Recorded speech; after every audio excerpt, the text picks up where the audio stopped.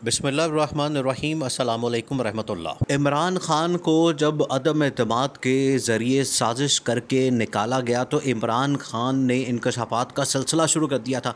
और जैसे ही इमरान ख़ान ने इंकशाफात का सिलसिला शुरू किया तो उन्होंने एक सबसे बड़ा इंकशाफ किया था। उन्होंने कहा था कि जब मेरे ख़िलाफ़ साजिश शुरू हुई तो मैंने इस्टेब्लिशमेंट के पास शौकत तरीन को भेजा और शौकत तरीन ने जाके बता दिया था कि अगर इमरान ख़ान को निकाला गया, उनके ख़िलाफ़ साजिश नाकाम ना बनाई गई तो आपकी मुल्क की मईशत का बेड़ा गर्क हो जाएगा, आपका मुआशी निज़ाम बैठ जाएगा और मुल्क डिफ़ॉल्ट कर जाएगा। और जो इस वक्त इतनी सूरत हाल है, मईशत की जो बेहतरी आ रही है वो सारी की सारी ख़त्म हो जाएगी।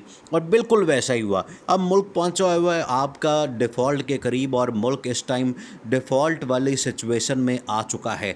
अब इसमें army chief general Qamar Javed Bajwa ने मैदान में आके अमेरिका के अंदर under secretary state Wendy Sherman से टेलीफोन से बात की है। और उनसे क्या कहा, देखिए उनसे बात करने का जो मकसद था वो क्या था। ये अहम तरीन वीडियो जारी है, लेकिन इससे पहले वीडियो को लाइक करें, दोस्तों के साथ शेयर करें और चैनल को सब्सक्राइब कर लें। आर्मी चीफ ने उनसे ये रिक्वेस्ट की है और इस वक्त पूरे दुनिया के मीडिया के अंदर ये बात और ये ख़बरें चल चुकी हैं कि army chief general Qamar Javed Bajwa ने वेंडी शर्मन से जो टेलीफोनिक बात की, उसमें रिक्वेस्ट की, उसमें गुजारिश की, उसमें अपील की कि आप आईएमएफ के ऊपर दबाव डालें, आप आईएमएफ के ऊपर प्रेशर डालें और हमारा जो इस वक्त इंस्टॉलमेंट निकलनी है, किस्त निकलनी है 1.2 बिलियन डॉलर्स की, वो थोड़ी जल्दी निकलवा दें, उसको थोड़ा जल्दी प्रोसेस करवा दें, आप आईएमएफ के ऊपर प्रेशर डालें।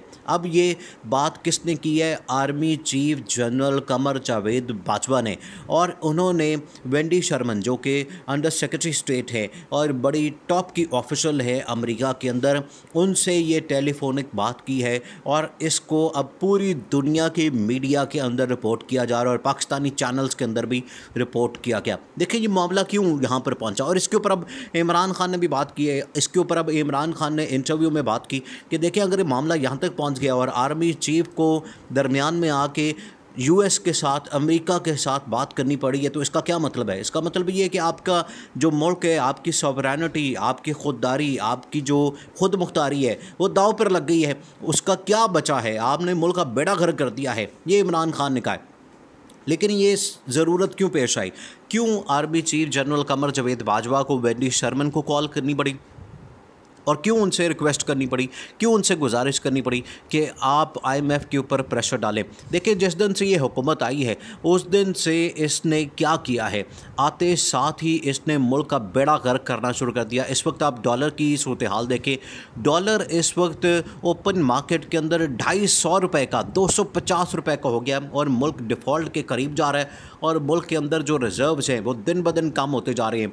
इंपोर्ट आपकी बैन होगी, एक्सपोर्ट आपकी हो नहीं रही, बैंकों ने एलसियाँ खोलना बंद कर दी है और मुल्क श्रीलंका वाली सिचुएशन यानी कि डिफ़ॉल्ट की तरफ जा रहा है। ऐसी सूरत में आर्मी चीफ को मैदान में आना पड़ा है और आईएमएफ के साथ ये जो लोग डील कर रहे थे, आईएमएफ के साथ जो मुज़ाकरात कर रहे थे, आईएमएफ के साथ जो नेगोशिएशन कर रहे थे, उसमें इनको कोई कामयाबी नहीं मिली। आईएमएफ ने कह के इनको डंडा दे के इनसे सब कुछ करवा लिया, लेकिन बदले में इनको क्या मिला?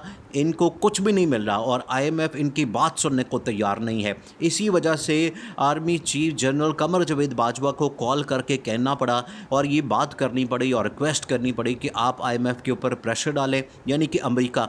देखिए अमेरिका हमेशा आईएमएफ को एक टूल के तौर पर इस्तेमाल करता है और मुख्तलिफ मुल्कों के अंदर जब रजीम चेंज ऑपरेशन करवाए जाते हैं या उसको डिफ़ॉल्ट करवाना होता है या उसकी इकनॉमिक सिचुएशन ख़राब करनी होती है या उसको बेड़ा गर्क करना होता है, तो तब अमेरिका आईएमएफ को इस्तेमाल करता है।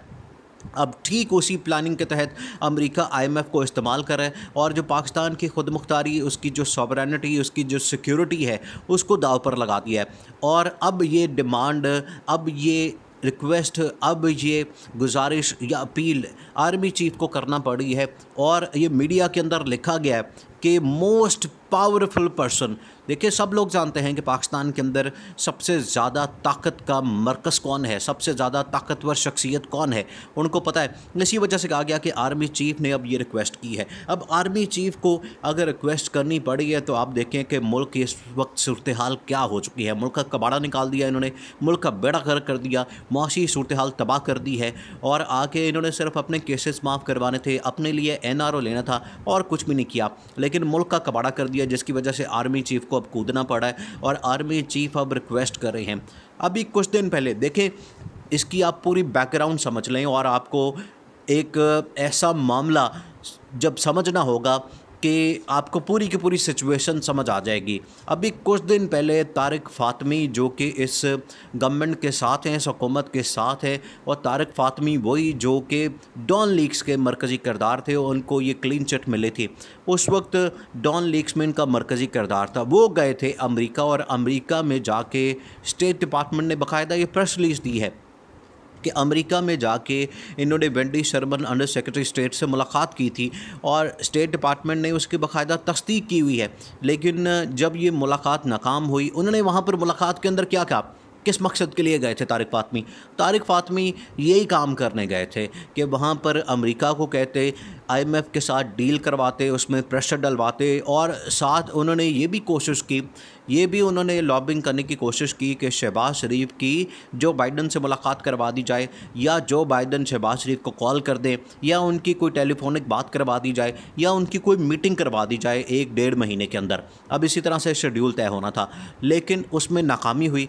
जैसे ही नाकामी हुई तो पाकिस्तान की जो फ़ॉरेन ऑफिस है, पाकिस्तान का जो दफ्तर ख़ारजा है, उसने डिसओन कर दिया और प्रेस रिलीज़ जारी की, जिसके अंदर तारिक फ़ातमी को, मीटिंग को, उनके टूर को, उनको ऑफिशियल करार देने से इनकार कर दिया और डिसओन कर दिया। उन्होंने कहा कि ये तो अपनी ज़ाती कैपेसिटी में गए थे, लेकिन गए तो थे, वो हुकूमत ने भेजा तो था और इसी मकसद के लिए भेजा था ताकि कुछ रेस्क्यू मिल सके, वहाँ से कुछ मदद मिल सके, वहाँ से कुछ हेल्प मिल सके, वहाँ से कुछ सपोर्ट मिल सके और IMF से हमें कुछ पैसे वगैरह मिल सके।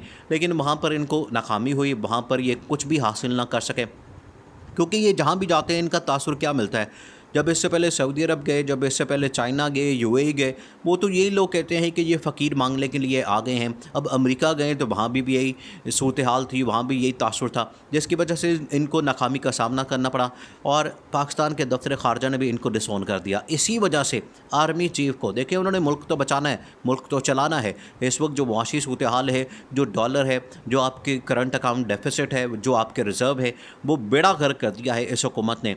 अब आर्मी चीफ़ को ये कहना पड़ा। अब इसी वजह से तो आर्मी चीफ़ ने बड़ा क्लियर पैगाम दे दिया शहबाज शरीफ को कि तुम एक नाकाम वज़ीर आज़म हो, तुम्हारी वजह से ये नाकामी, ये बर्बादी, ये तबाही हमें देखनी पड़ी है। आके तुमने कुछ भी काम नहीं किया है और मुल्क को इस हालात में पहुंचा दिया, इस हालत में पहुंचा दिया है कि मुल्क डिफ़ॉल्ट की तरफ जा रहा है। अब ये आर्मी चीफ़ ने वहाँ पर बात करके टेलीफोनिक, क्योंकि उन्होंने तो अब ये बात कर ली है और वहाँ से जो इंस्टॉलमेंट है, जो किस्त है $1.2 बिलियन की, वो निकल आनी है। लेकिन इसमें शहबाज शरीफ ने क्या काम किया, शहबाज शरीफ ने क्या रोल प्ले किया, या शहबाज शरीफ ने ख़ुद जाके क्या काम किया? उनकी हुकूमत तो सारी, जो उनके वज़ीर ख़ज़ाना है मिफ्ता इस्माइल, वो तो नाकाम हो गए। उनकी सारी शर्तें तो मान ली, लेकिन अपना काम नहीं करवा सके। अब इसकी वजह से आर्मी चीफ़ ने कहा है कि बेहतर यही है तुम्हारे लिए कि तुम असम्बलियाँ तोड़ो, रिज़ाइन दो, घर जाओ और इलेक्शन करवाओ। अब इसके अलावा तुम्हारे पास कोई चारा नहीं है, क्योंकि जो हालात बन चुके हैं, इसमें अगर मुझे ख़ुद आके ये IMF और अमेरिका वगैरह से बात करनी है तो आप घर जाएँ, आपका कोई फ़ायदा नहीं है। आपने मुल्क का कबाड़ा कर दिया, बेड़ा कर दिया। अब ये सारी सूरत हाल बनी है।